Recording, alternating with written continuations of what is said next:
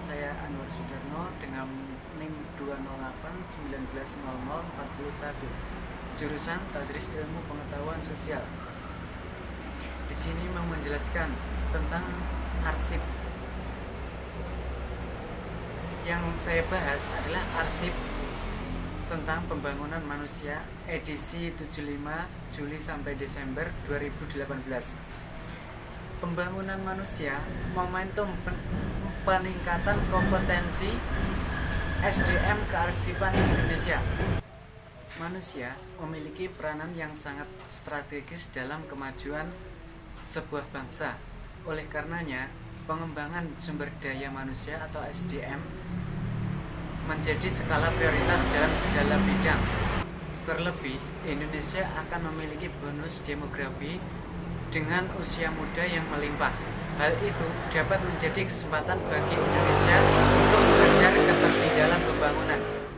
Bonus demografi ini harus dioptimalkan dengan baik, apalagi Indonesia diprediksi menjadi negara dengan kekuatan ekonomi terbesar kelima pada tahun 2045. Dengan penduduk yang besar memberikan semacam kesempatan untuk mengejar tujuan pembangunan yang kita capai, maka investasi di bidang manusia jadi prioritas pemerintah sampai tahun 2045. Tutur Menteri Keuangan Ibu Sri Mulyani pada saat memberikan kuliah umum dalam acara Simposium Cendekia Kelas Dunia tahun 2018 di Royal Kuningan Hotel, Jakarta. Sebagaimana telah diamanatkan konstitusi, negara berkewajiban menyisihkan minimal 20% dari APBN untuk pendidikan sebagai upaya meningkatkan kualitas sumber daya manusia. Belanja pendidikan terus mengalami peningkatan secara signifikan dari sekitar 208 triliun pada tahun 2009 menjadi 444,1 triliun di tahun 2018. Hal ini membuktikan bahwa pemerintah sangatlah memberikan perhatian yang lebih terhadap pembangunan manusia. Selain pendidikan, pemerintah juga investasi di bidang kesehatan guna mewujudkan manusia Indonesia sehat. Sejak tahun 2015, alokasi anggaran kesehatan mencapai 5% dari APBN untuk mendanai program Indonesia Sehat, program keluarga berencana atau KB, sertifikasi obat dan makanan, imunisasi, pencegahan stunting, dan lain-lain. Oleh karena itu, harapan kita tidak menjadi masalah dan menjadi generasi yang baik dan menjadi daya saing yang kuat, ungkap PLT Kepala BKKBN Sigit Priyohutomo pada acara telaah tengah tahun program kependudukan, keluarga berencana, dan pembangunan keluarga KKBPK di Hotel El Royal Kelapa Gading, Jakarta. Sigit Priyohutomo juga menyampaikan upaya BKKBN dalam mencapai kualitas SDM melalui sasaran strategis dan program KKBPK atau Kependudukan Keluarga Berencana dan Pembangunan Keluarga pada tahun 2018. Kebijakan KKBPK dalam meningkatkan akses dan kualitas pelayanan publik yang merata di setiap wilayah dan kelompok masyarakat.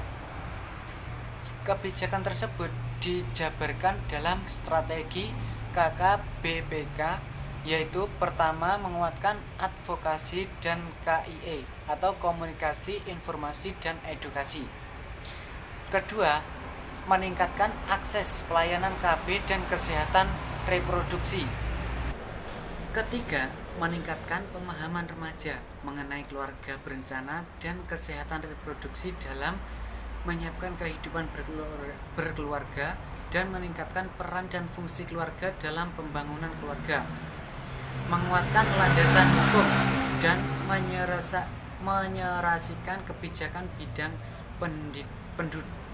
pendidikan dan keluarga berencana di tingkat pusat dan daerah.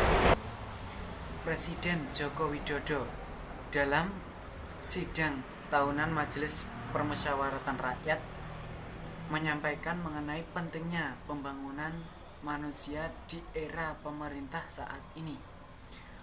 Fokus perhatian pemerintah dalam 4 tahun terakhir bukan hanya pembangunan infrastruktur. Sebagai negara dengan jumlah penduduk hampir 260 juta jiwa, kita percaya bahwa masa depan Indonesia terletak pada kemampuan kita untuk mempersiapkan manusia Indonesia yang maju dan unggul. Selama ini kita sering bicara tentang kekayaan sumber daya alam. Akan tetapi kita seakan lupa bahwa Indonesia memiliki kekuatan besar dalam bentuk sumber daya manusia. Inilah sesungguhnya modal terbesar dan terkuat yang harus kita miliki. Lebih lanjut, Presiden Jokowi menambahkan bahwa membangun manusia Indonesia dalam investasi untuk menghadapi masa depan, untuk melapangkan jalan menuju Indonesia maju. Itu pemerintah atau kita persiapkan manusia Indonesia menjadi manusia yang unggul sejak dalam masa kandungan sampai tumbuh secara mandiri untuk meningkatkan kesejahteraan diri dan keluarganya. Kita bekerja memastikan bahwa setiap anak Indonesia dan lahir dengan sehat dan tumbuh dengan gizi yang cukup, bebas dari stunting atau tumbuh kerdil. Ketika mereka memasuki usia sekolah, tidak boleh lagi anak-anak kita termasuk anak yatim piatu terpaksa putus sekolah karena alasan biaya pendidikan. Komitmen ini kita wujudkan melalui pembagian Kartu Indonesia Pintar yang pada tahun 2017 sudah mencapai lebih dari 20 juta peserta didik serta perluasan penyaluran program beasiswa bidik misi bagi mahasiswa. Selain pemerataan akses dan kualitas pendidikan untuk membangun manusia Indonesia yang sehat, pemerintah menggalakkan program gerakan masyarakat hidup sehat. Pendidikan merupakan tangga penting bagi manusia Indonesia untuk meraih kesejahteraan yang lebih baik. Proses pendidikan harus mampu membuat manusia Indonesia lebih produktif, berdaya saing, dan berkarakter.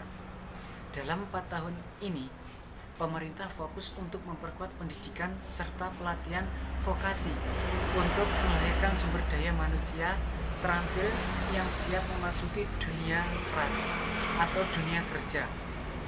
Selain itu, pemerintah terus mendorong pendidikan tinggi untuk melakukan terobosan-terobosan sehingga lulusan perguruan tinggi bisa lebih adaptif di era revolusi industri 4.0, termasuk kemampuan dalam literasi digital.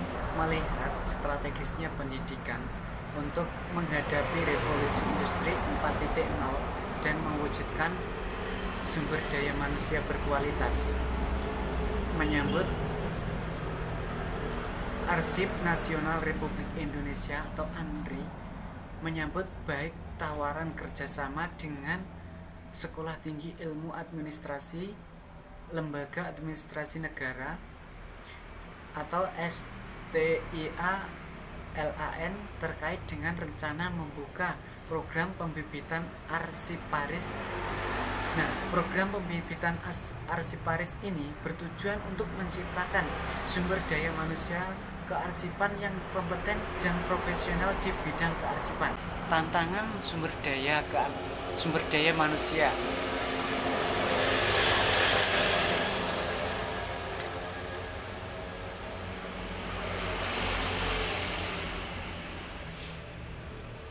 Tantangan sumber daya manusia kearsipan di era revolusi industri 4.0 ini sangatlah kompleks. Arsip-arsip yang tercipta bukan saja arsip-arsip konvensional, melainkan arsip-arsip yang dari awal penciptanya sudah elektronik ataupun dengan media elektronik. Ke depan, sumber daya manusia kearsipan juga dituntut untuk mengikuti dan memahami perkembangan teknologi. Dunia kearsipan akan mengalami pergeseran pengelolaan dari cara-cara konvensional ke arah yang lebih modern.